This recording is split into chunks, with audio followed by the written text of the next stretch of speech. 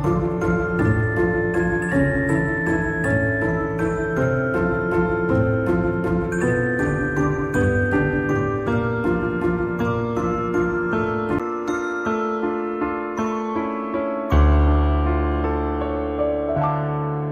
hello there, lovely listeners and viewers, as it turns out, for this particular special edition of the Red Rabbit Hole podcast.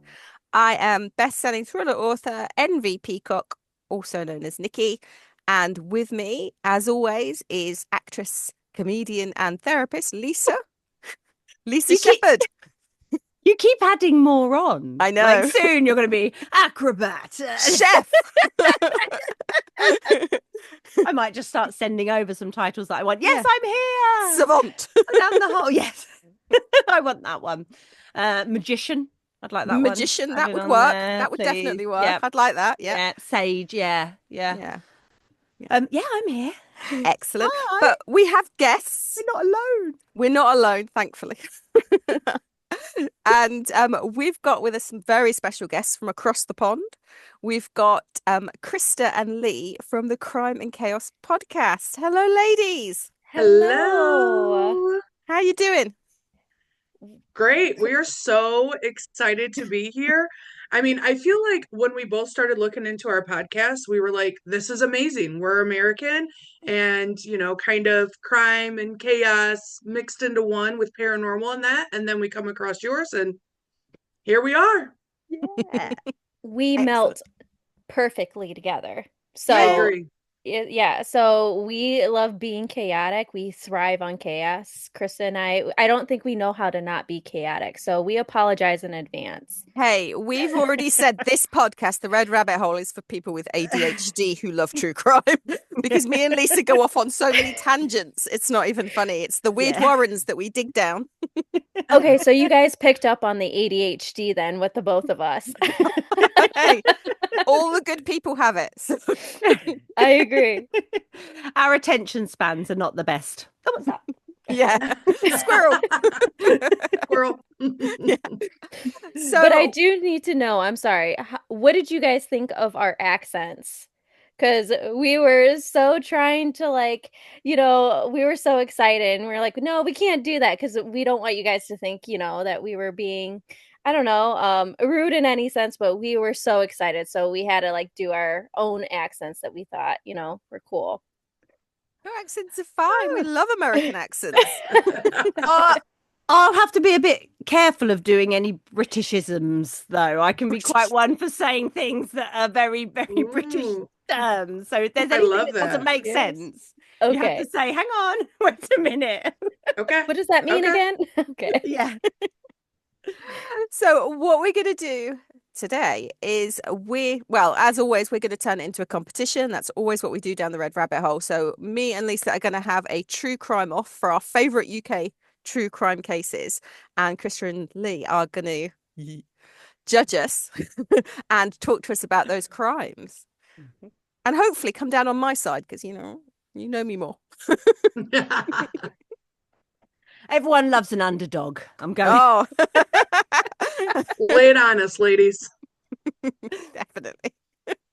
We're Okay. ready. You're ready. Are you set? Are you comfortable? Are you ready to do this? Because mine, as the Red Rabbit Hole podcast is all about true crime meeting thriller fiction, I decided to take my favorite case, the case that got me into true crime, Jack the Ripper, and take the angle of Patricia Cornwall's book. So famous author Patricia Cornwall, she produced a book that was called Jack the Ripper Case Closed, where she decided to name Jack the Ripper who she thought it was.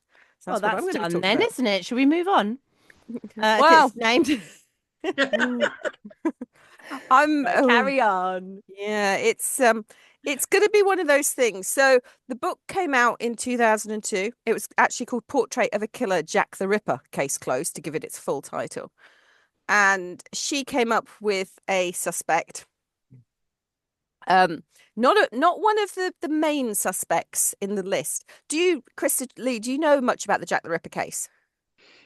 Not much, no. I've heard of it and I know I've heard of the story, but we just never deep dived in Okay. Jack the Ripper. So Okay. Well, let me start from the beginning. Let me take you back in time to 1888. Doodly-doo, doodly-doo.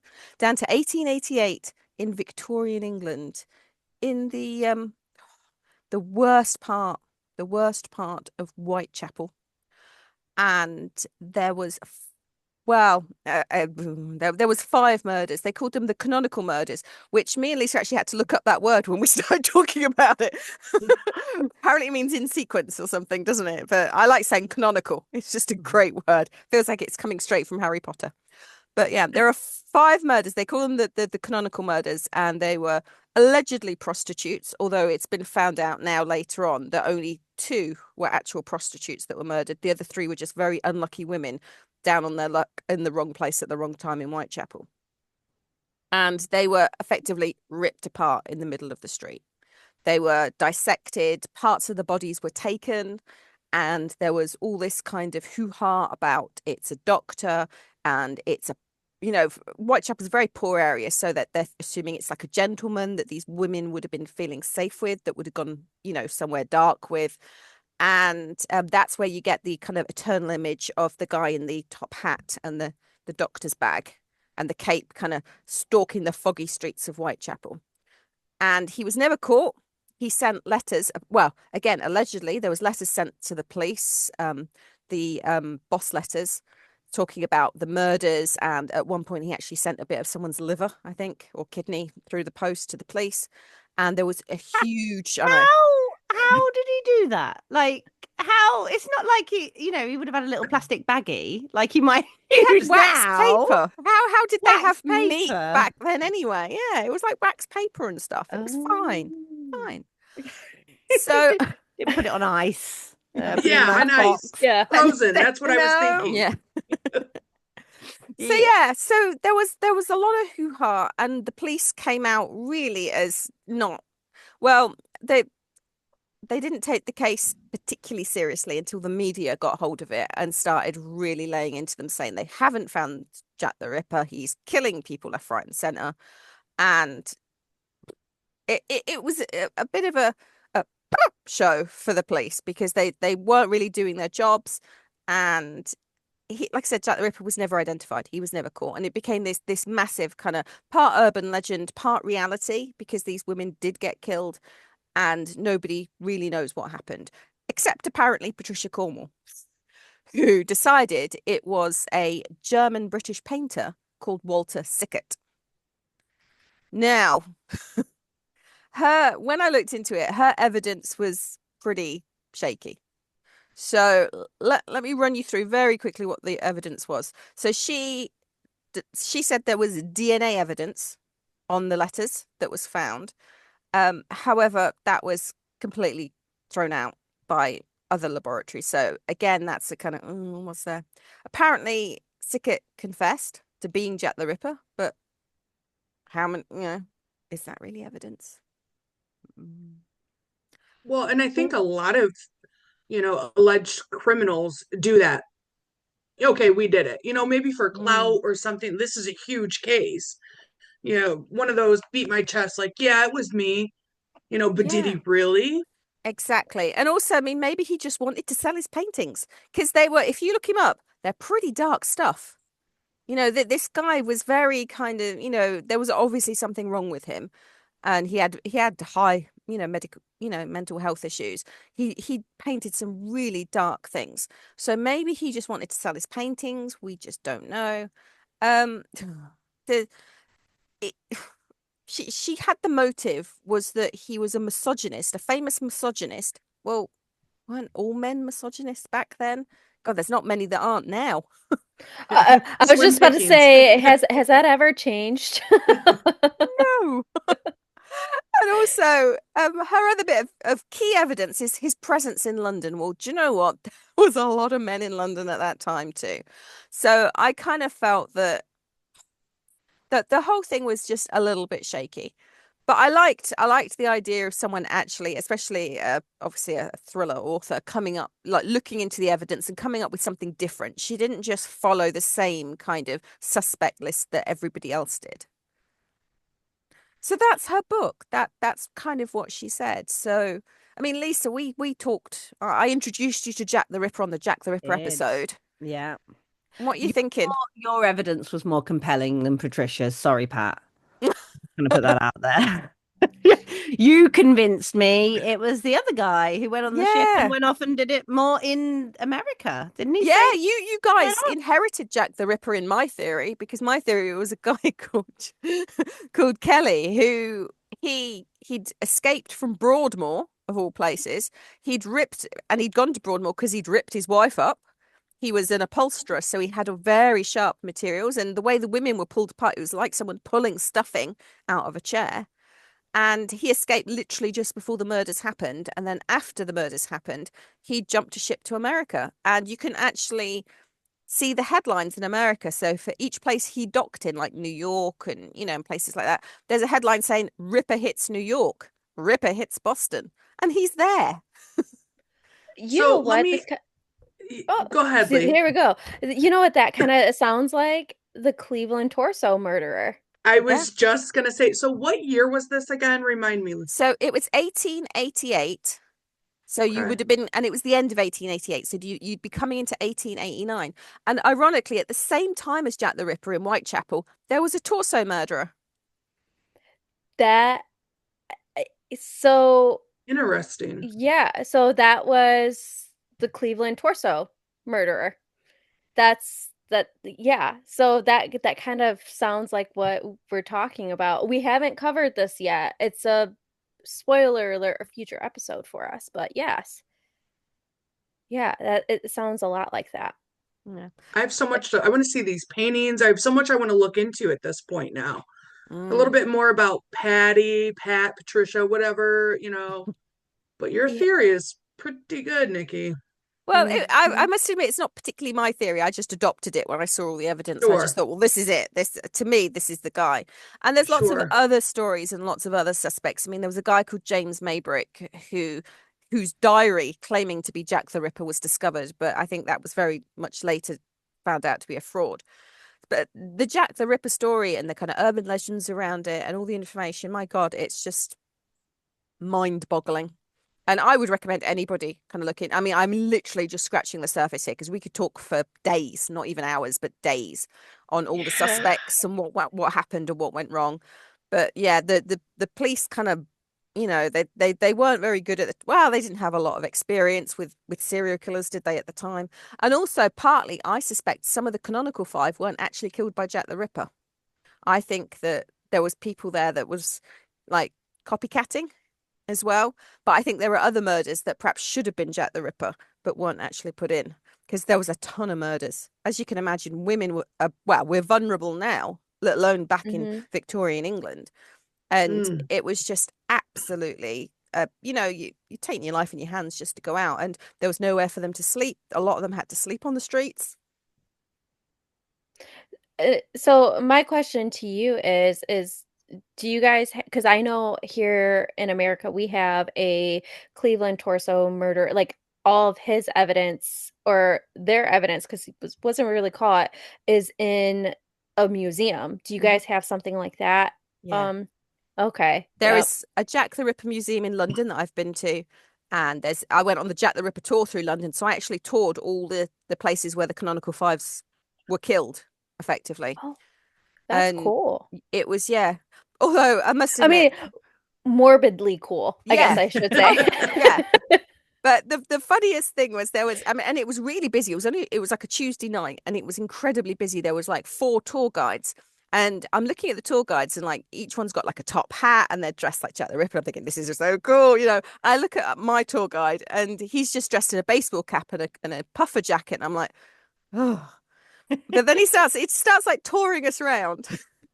And suddenly the group, there's like a group of 20 of us, and some of them are these Australian tourists we'd been talking to, and they start kind of veering off, and I'm thinking, oh, have they had enough of the tour already? But it turned out there was another guy that looked identical to our tour guide from the back with his hat and puffer jacket. So half the tour went one way after this random stranger, and the other half. I thought this poor random stranger's going to look around and go, why are tourists following me, asking me about Jack the Ripper? Oh, how funny. That I that story is just really fascinating, to be honest with you. Any serial killer, I think, is just fascinating, just trying to get into the mind of a serial killer, like what's going through your head, right? Why are you doing those things? So I think, and I need to hear this episode that you guys did on Jack the Ripper then. So, this made me a little bit more excited to kind of deep dive Jack the Ripper. Me too. Me too. I love rabbit holes, by the way. Yeah. Always. Always. So Lisa, top Jack the Ripper. There's no top hat on my doctor, but he is arguably the worst serial killer in the UK of all time. If we look at the body count, and that's a really horrible way to look at it. I apologize for saying that. I was going to talk about, and Nicky did already pick on me a bit for this, is Harold Shipman. Have you heard of Harold Shipman? Never. Oh, okay. So he's known as Dr. Death, and he was a doctor. So he was a general practitioner, which is your GP, which is in the UK who you would go and see when you're not feeling well. You would go and see your GP. Normally through the NHS, you can get an appointment. And he was a very good doctor. He was known within the town where he lived as being a good doctor. He lived in Hyde, which is in Manchester in the north of England. And he was convicted in 2000, but he'd been active for about 30 years. Whoa. He was convicted for the murder of 15 of his patients, but they suspect that looking at the fact, so when they were looking at all the cases, they were actually looking for evidence to exclude the case as being Shipman than to include, because that's how many they were looking at. So there's a pretty good kind of evidence to suggest there were actually 215. And then there are another 40 who they're not too sure about. So like another 40 who could potentially have been. So he could well have murdered over 250 people. Yeah, I bet more. Yeah, I think more as well. Mm. I think because he started when he was training. So I think he always wanted to do it. And he's very known for his MO. So he targeted old ladies. So he targeted older women. He would go round to them as his doctor. At the time, it was kind of a normal thing for a doctor to go and make house visits.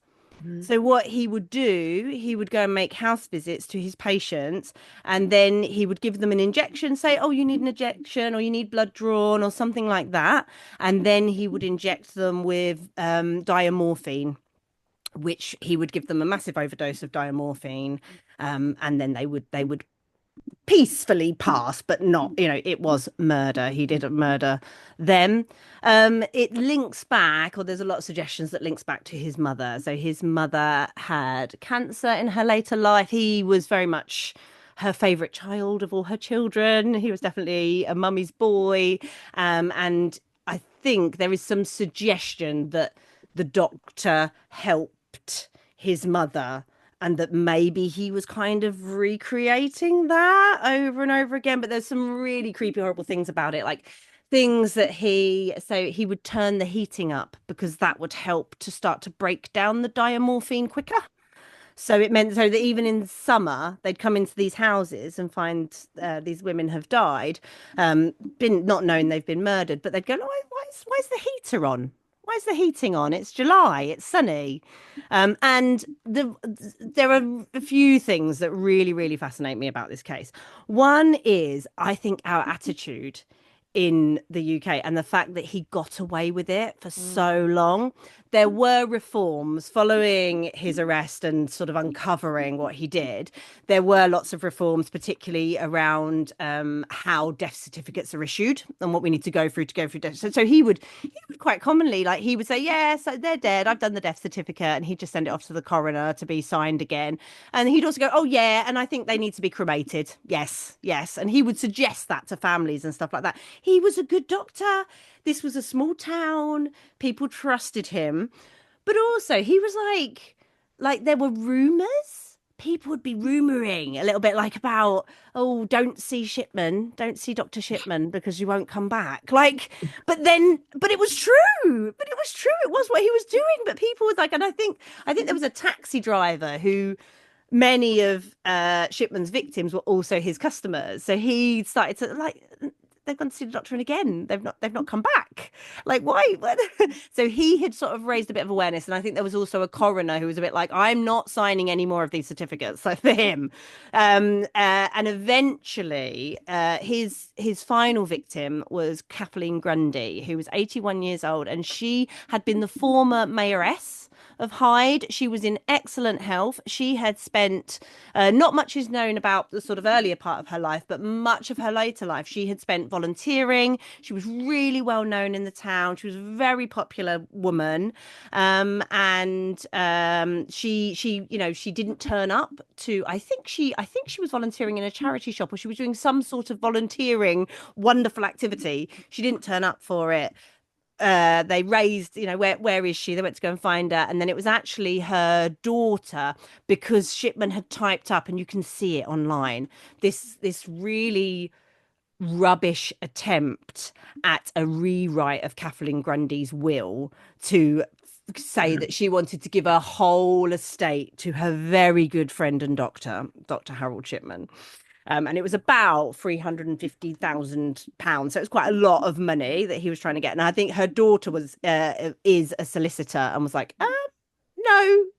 And my mum wouldn't do that. And no. And she wanted to find out what had happened to her mother. And it was her revelation that then led to these other pieces of evidence. But people had said it, and other people hadn't believed it. And it was one of those, like, I can't quite believe that rumor. And I think there's something about the fact he targeted old ladies that meant he could get away with it for so long, that people didn't think that, I don't know, people weren't looking as deeply as they should. And it took a daughter who went, this isn't right, to really start to delve in and look at why, what was going on here, and that this wasn't right.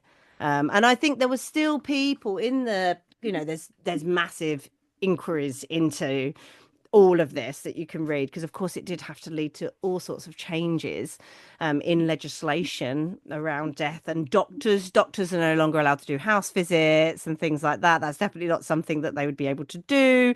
They're also really monitoring how much of drugs they can take out of things like diamorphine, and the amounts and stuff, and how much they can issue to themselves. And I think there were things like, part of Shipman's undoing was also computers, that actually he wasn't very good at computers, and the sudden point that he had to start putting things on digitally, that then kind of messed him up, because it was keeping more accurate ideas of his figures than he could get away with kind of squirreling away in his papers and stuff like that.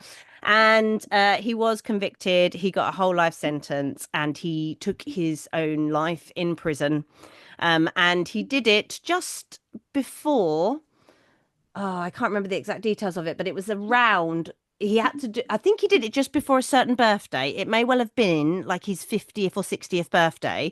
He did it just before, and people suggest that was so that his wife would still be able to access his doctor's pension after he died, that she would still be able to access, or his life insurance or something like that.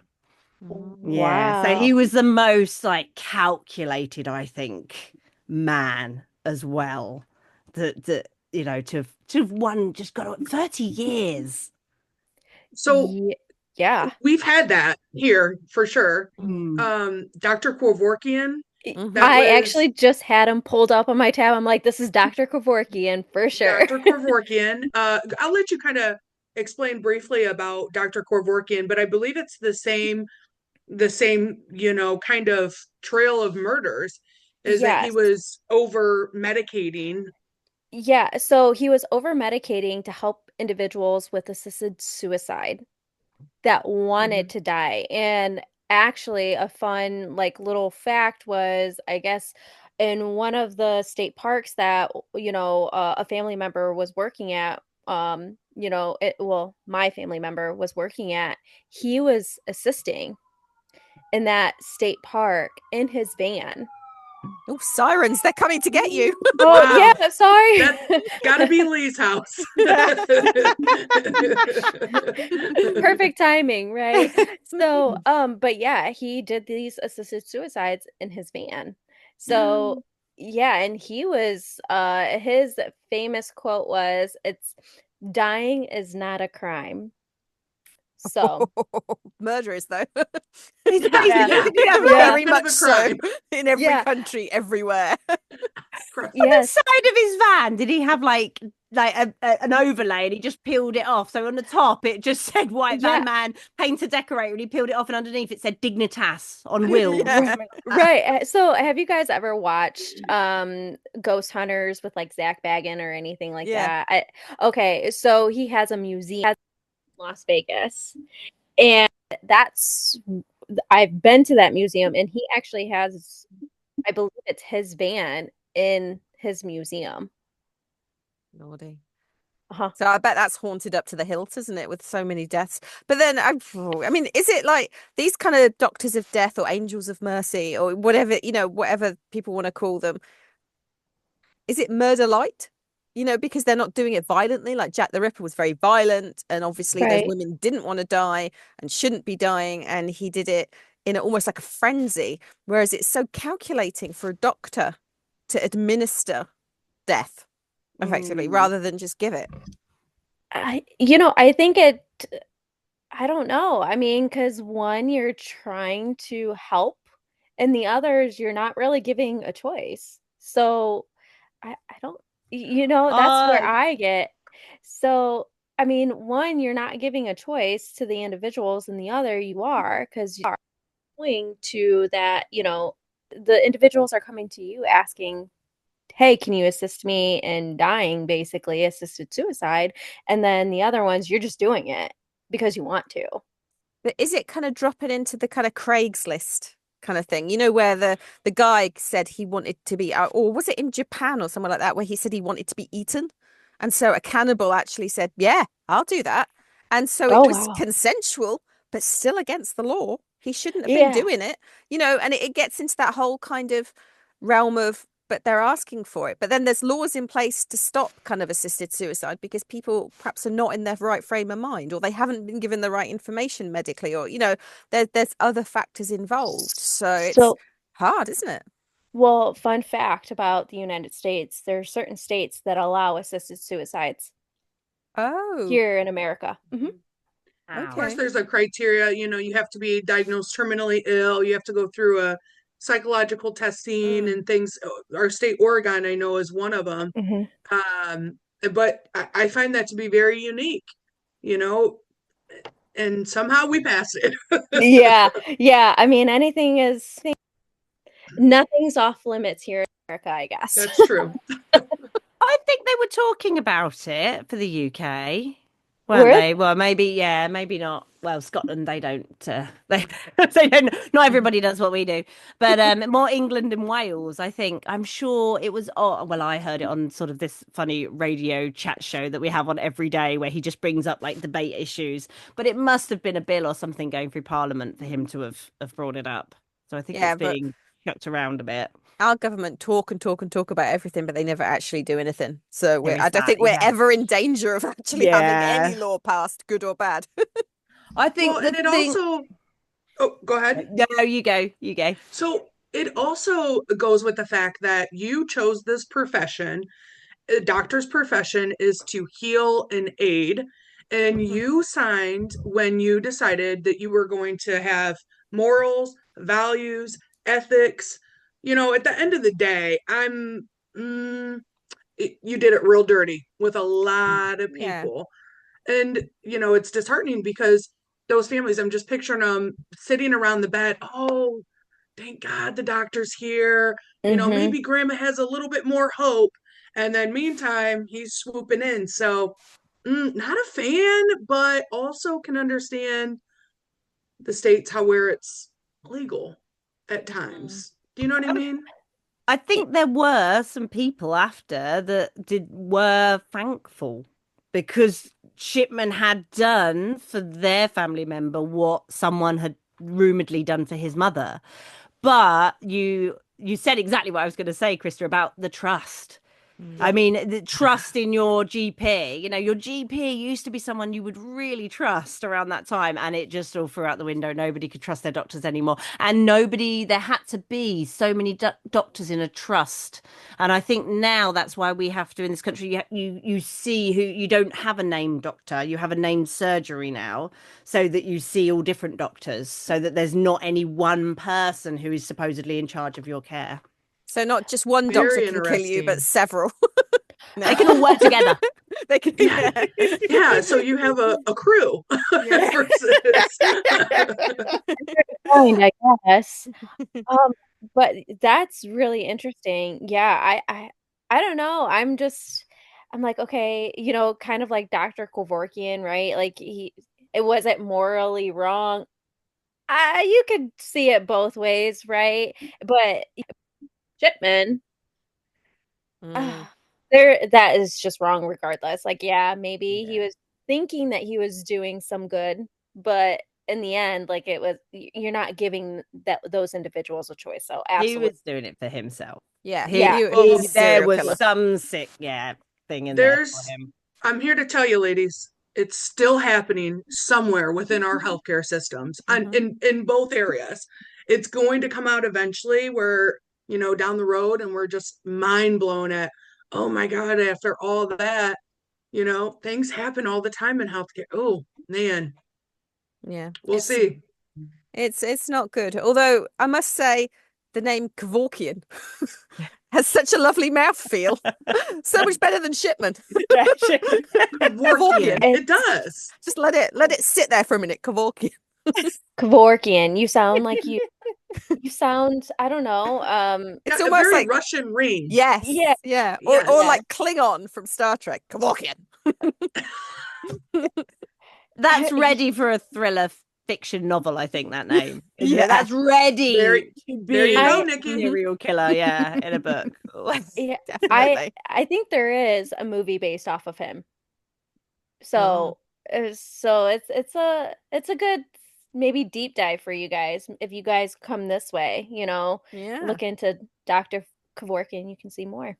And also, we've only got his side of the story that they actually wanted to die because the other guy's dead. So they can't exactly say, well, no, I didn't want him to kill me, or I only kind of mentioned it in passing, just as as a passing fancy, and he just took it and ran with it. So you want to know the funny thing about Dr. No, he has the same names as your guys's two stories, Jack the Ripper and Dr. Oh, everything works out. Inspiration. Definitely. It could be. I don't know. So not that we're competitive or anything, but who won? You pick first, Lee. I'm thinking. Oh, don't do that to me. I don't know. Well, I find Jack the Ripper to be, it's a tie, right? Because it's a tie. For me, at least, because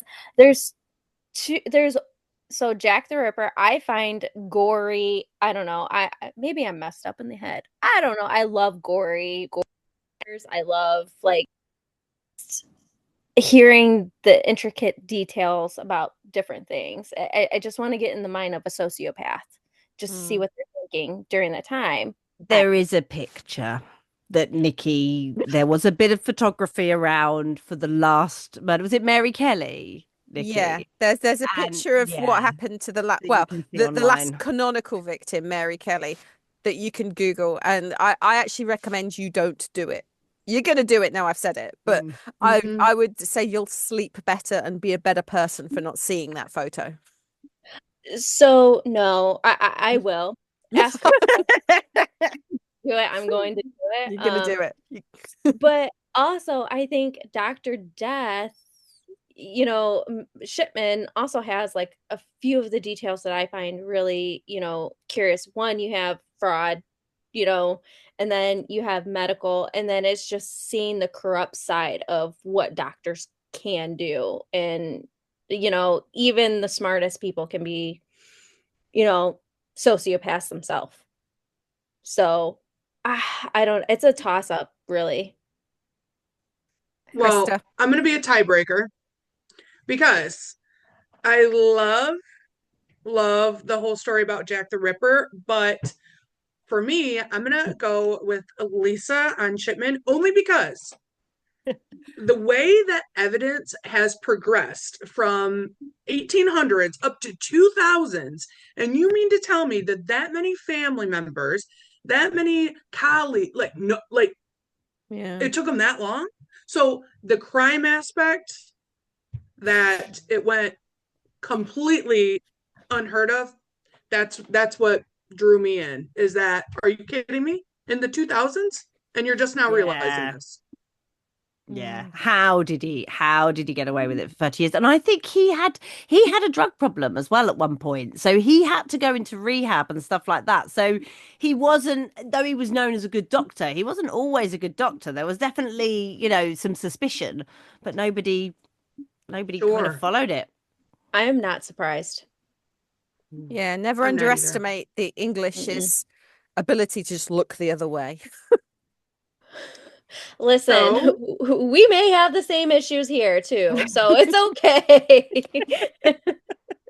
It's not just you guys. I think it's everywhere around the world, to be honest with you. So, what we came, Krista, you said you're gonna say the winner. So, yeah, I'm gonna have to go with Shipman, but there might be a chance to rebound yourself, Nikki, with a little game of chaotic fun.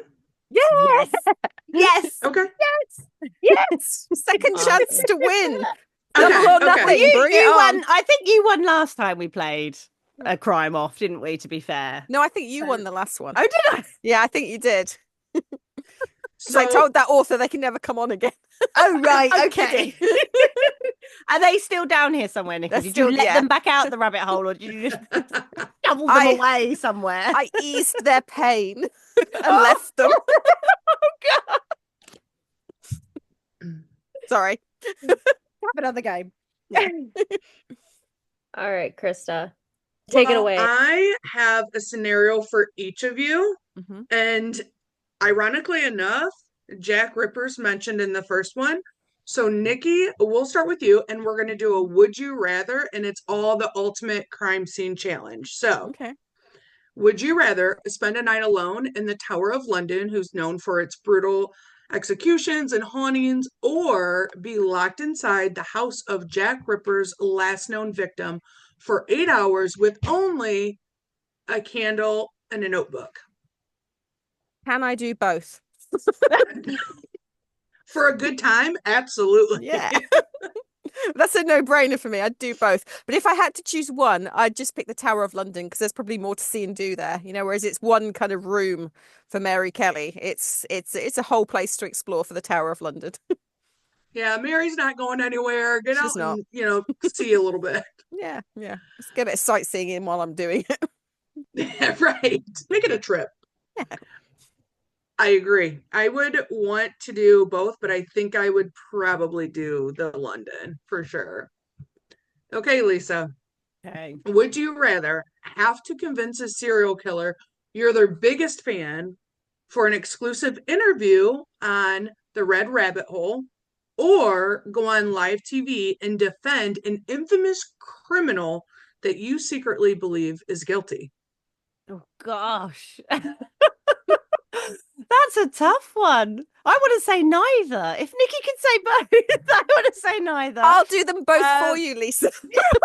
I love a challenge. Wow, you love a challenge. I was just about to say, I was like, go with the challenge. Go with the challenge. Yeah. I'm not sure if I want to bring an active serial killer. Are they an active serial killer into the red rabbit hole? Yeah, and suddenly you become their biggest fan, and you just want to interview them, but also in your mind you're like, I'm probably going to wind up as his next victim. Well, maybe no, but I have ridiculous ideas for thriller fiction books sometimes that Nikki and the other authors have to shout me down on.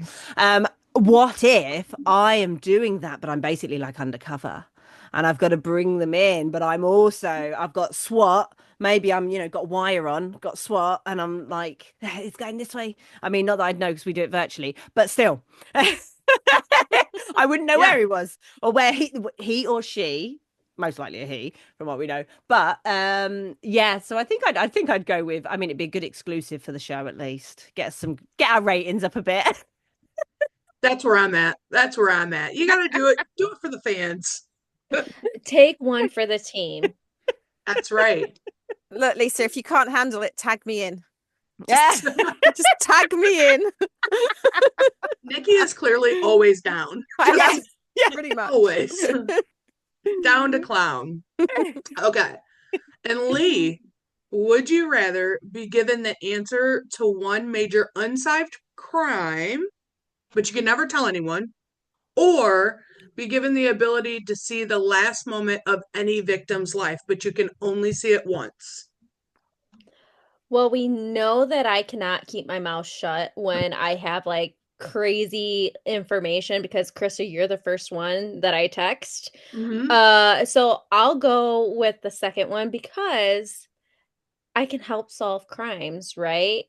And nothing says that I can't say anything. I can see it once, but I can say like, hey, look, this is what I saw. Check X, Y, and Z. So very true. That's how I see it. That's you being an advocate. Yes. I'd rather have the answer to a crime. I'd rather know like who Jack the Ripper was, or what actually happened to JonBenet Ramsey. Oh my goodness, we could go on and on about that one. Yeah. See, but if you can see the last moments of the victim's life, right? You still would have the answer to the crime. But would you? Because they might have their eyes closed, or they might not be looking at the killer at the right time. And wouldn't it drive you insane? Way to burst my bubble. I know, sorry. There's me thinking, my God, you're going to be an alcoholic within 5 minutes of taking that gift. Unfortunately. Who says that I'm not right now? Oh, I'm just kidding. I'm kidding. Oh my, that was so much fun. Thank you for playing that. Thank you for bringing the game. As soon as I listened to your podcast, I went, I want to play a game. I want to play a game of Would You Rather. I love it because we talk about such morbid and dark things that at the end I'm like, okay, let's get a little fun. Let's have a good time. Can I ask you one, Krista? Because you didn't get asked like a would you rather. Okay, so would you rather wake up one day in the zombie apocalypse, Walking Dead fashion, or would you rather be faced with vampires, but not the Twilight vampires, but the vampires from 30 Days of Night? Wow, I wasn't ready for that. Yeah, nobody is. Nobody's ever ready for zombies and vampires. Yeah, zombies and vampires. Where would I pick? I would probably. I'd go with a vampire. Yeah. Go with a vampire. I feel I'm not very fast, but I feel I would talk enough that they would just give up on me and probably be annoyed.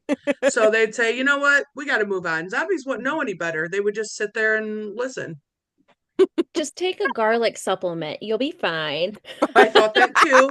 Carry around my garlic rosary, maybe. I don't know. You could try and get turned. with the vampires, can you try and get turned? Could you try and convince them that you're worthwhile keeping? The 30 Days of Night vampires were quite horrific. I don't think I've they were seen like that one. monsters. They were less. They were nothing like the Twilight kind of romantic vampires that you've seen.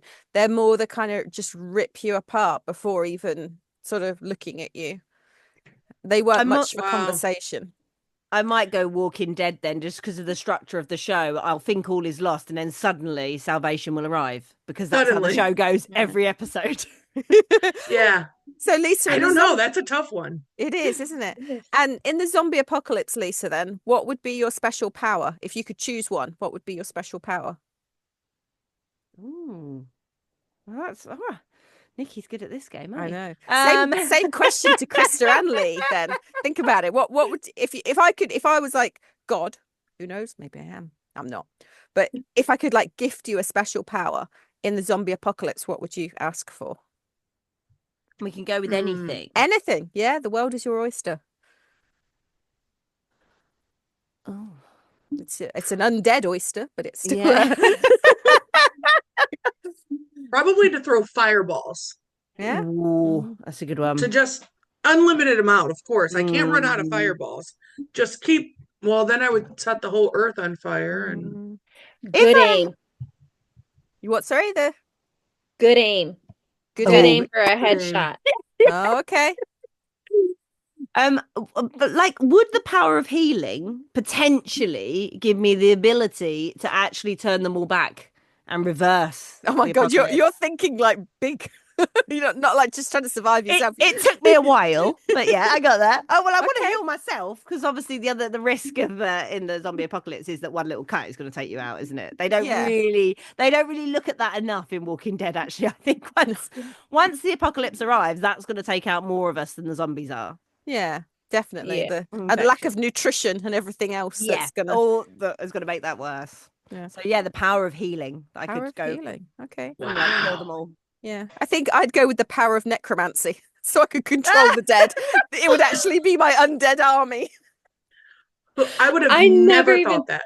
I was just about to say that. I was like, I wouldn't have even thought of that. That is creative. Come to me, my special little servants. And that's why we keep her down a rabbit hole where the rest of the population is safe. Where I'm only exposed to everyone in our blocks. Yeah. Understandable. Shoved back in. And on that note, I'm going to be shoved back in now, because we're coming up to time, ladies. It's gone so fast. It went too fast. I can't wait to do it again. Yes, I know. This was so much fun. Should we come and visit Crime and Chaos then? Yes. Yes. Please do. Well, I was going to say I think you're going Massachusetts next, or you're doing, and I heard a little about a certain Mrs. Borden giving a few whacks. We did an episode on that where we were we tried to be the prosecution and the defense. Okay. I didn't do a very good job of it, but yeah, if you want to know, I defended Lizzie Borden and I won. Yeah, you won. But then she did get away with it in real life, so it wasn't like I deviated much from the script I had. I can't wait to listen to that one. Yes, I love Lizzie Borden. You can stay in the home in Massachusetts. There's a paranormal side and there's a criminal side. So stay tuned. Oh, yes. Exciting. Oh, you're going to have to be careful, ladies.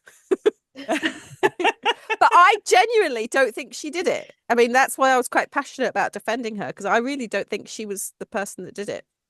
I think she was just a bit of a scapegoat. I don't think she did either, which was why it was a bit of a shame that I got the prosecution. Your heart wasn't in it. You were more bothered about those pigeons that got really killed. Don't want me on your defense. I'm not going to help you get away with anything. Yeah, I think you did it. So I just did a lousy job. Yeah, no questions. Yeah, carry on. No questions. Yeah, defense rests. Love it. Yes, we can't wait to have you, and we'll get together and pick a date, and we'll be happy to introduce both of you to our listeners in the States. Excellent. I think they'll love it. That's great. Well, listeners and viewers, we're going to put the Crime and Chaos podcast details in the show notes, so you can listen to Krista and Lee direct. And of course, you can follow the Red Rabbit wherever you find your social media. We are on TikTok, Instagram, Facebook, and YouTube then now. Yay! I know.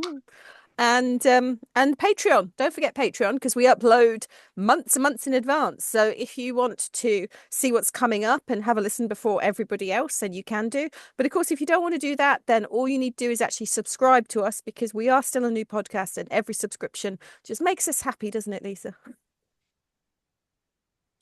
We are happy to have everyone down the Red Rabbit hole with us.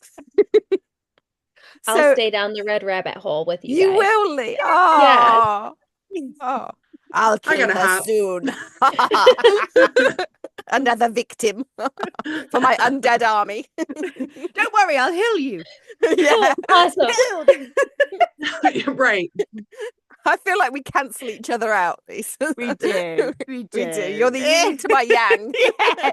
You go for the super glamorous, well-known cases. I go for the really, really miserable cases. It's a perfect balance. It is, isn't it? It is. Well, thank you, Krista and Lee, for being here. We've had such a great time, and thank you, listeners. We will all see you again soon. Bye-bye. Yeah, bye. Bye-bye. Thanks.